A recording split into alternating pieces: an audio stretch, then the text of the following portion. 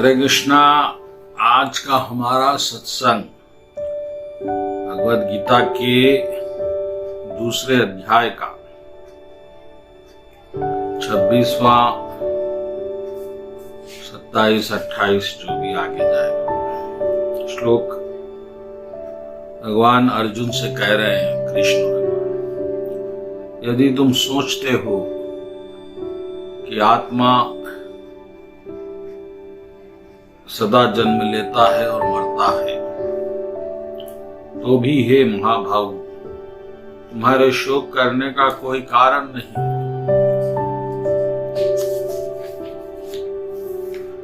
क्योंकि जिसने जन्म लिया उसकी मृत्यु निश्चित है, और जिसने जो मृत्यु के पश्चात पुनर्जन्म भी निश्चित है। अपने अपनी परिहार्य कर्तव्य पालन में तुम्हें कोई शोक नहीं करना चाहिए।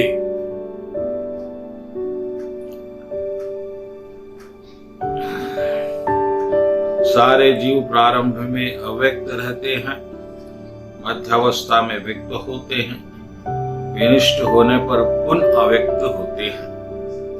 अंत शोक करने की आवश्यकता नहीं है। इसी श्लोक पर आज की चर्चा होगी कि भगवान कह रहे हैं कि पहले तो आत्मा अमर है, लेकिन हमारा विश्वास ही नहीं जम रहा है। तो भगवान ने कहा कि तो ठीक है, फिर आप इस बात को बाजू रख दो और ये मान लो कि आत्मा नहीं है, शरीर ही है। तो भी आप शरीर की भी क्रिया देखेंगे तो जिसने जन्म लिया उसकी मृत्यु अवश्य होगी, और जो मृत्यु को प्राप्त हुआ उसे जन्म भी होगा। तो फिर अब इस बात की चिंता क्या है, क्योंकि अर्जुन अगर युद्ध नहीं करेंगे तो भी जो कौरव लोग हैं वो एक न एक दिन मृत्यु को प्राप्त होंगे। तो अगर उसे उनकी मृत्यु को धर्म कार्य में लगा दिया जाए तो इसमें क्या बुरी बात है। ऐसा भगवान कृष्ण का कथन है। तो भक्तगणों, ये हमारा जो जीवन है बहुत अमूल्य है और बहुत आनंदमय भी है। आनंदमय है इसका प्रमाण है, और इसका प्रमाण यह है कि हम मृत्यु नहीं चाहते। अगर जीवन दुखदायी होता तो हम मृत्यु को प्राप्त होने के लिए बड़े उत्सुक होते। अरे हम तो छोड़िए, जीव जंतु पक्षी कीड़े मकोड़े भी मृत्यु नहीं चाहते। आप उनको मारने का प्रयत्न कीजिए, वो भागेंगे। हाँ, दुर्भाग्यवश कभी कभी ये होता है कि मनुष्य रूप में मानव आत्महत्या करता है परिस्थितियों से विवश होके, लेकिन पशु कभी आत्महत्या नहीं करते। किसी पशु ने आज तक कोई आत्महत्या नहीं की, क्योंकि जीवन ही आनंद है। अब उस आनंद को हम खोना नहीं चाहते किसी कीमत पर। किसी कीमत पर हम जीवित रहना चाहते हैं। बड़े ही हमारे जीवन में पूरे दुखी हो, परेशानियां घिरी हो, हम बहुत ही तंग जीवन गुजार रहे हैं, क्योंकि जीना ही आनंद है। इस बात को समझिएगा। लेकिन हमारी भूल जो होती है वो भूल यह है कि हम समझते हैं कि ये शरीर का जन्म आखिरी जन्म है, जिसके बाद हमें फिर जन्म नहीं मिलेगा। इसी कारण हम इस शरीर को छोड़ने के लिए बहुत कंजूस बन जाते हैं। लेकिन भक्तगणों, अगर आपको ये पता चले कि ये शरीर से भी अच्छा शरीर हमको मिलेगा, अगला जन्म हमारा इससे भी अच्छा होगा, तो आपको शरीर छोड़ने के लिए दुख नहीं होगा। इस बात को याद रखिए। और यही बात भगवान कृष्ण अर्जुन को समझा रहे हैं। अर्जुन, तुम युद्ध करो, तुम अगर मृत्यु को प्राप्त होगे तो स्वर्ग मिलेगा, और अगर मरने के बाद और विजय को प्राप्त करोगे तो राज्य मिलेगा, सुख मिलेगा, ऐश्वर्य मिलेगा। दोनों तरफ से आपका फायदा है, लाभ है। लेकिन अगर नहीं करोगे तो फिर आपको अपकीर्ति मिलेगी, बदनामी मिलेगी। और एक माननीय व्यक्ति के लिए बदनामी मृत्यु से भी भयंकर है। यही बात भगवान समझाने का प्रयत्न कर रहे हैं। तो भगवान ने पहले आत्मा के माध्यम से कहा कि आत्मा इस तरह से है और आप तो मरेंगे ही नहीं, ना वो मरेंगे।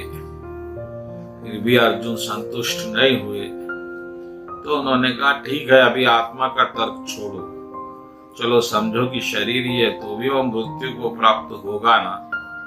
कब तक टालोगे मृत्यु को? नहीं टाल सकते।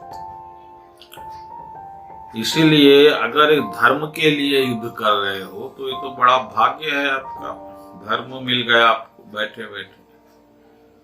तो अभी संकोच नहीं करना चाहिए। तो भक्तगणों, हमारे लिए भी यही स्थिति है।